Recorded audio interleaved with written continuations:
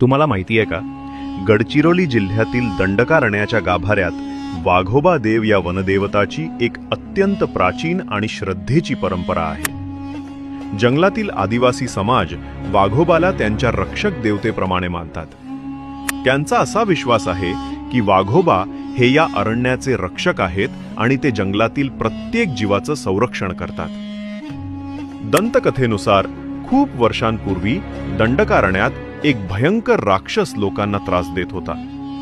तेव्हा जंगलातील प्राण्यांचा आणि माणसांचा विनाश थांबवण्यासाठी वाघोबा देव प्रकट झाले. त्यांनी त्या राक्षसाचा पराभव करून जंगलात पुन्हा शांतता प्रस्थापित केली.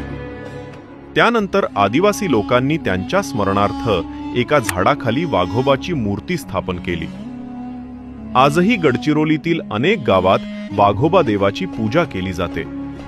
लोक पवित्र सोमवारी किंवा पोळ्याच्या दिवशी वाघोबाला नारळ, फुले आणि धुपारती वाहतात.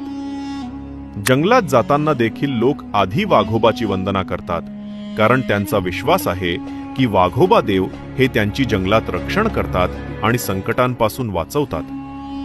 ही श्रद्धा आजही तितकीच जिवंत आहे, कारण दंडकारण्यातील लोकांसाठी वाघोबा फक्त देव नाहीत, तर त्यांच्या निसर्गाशी असलेल्या नात्याचं प्रतीक आहेत.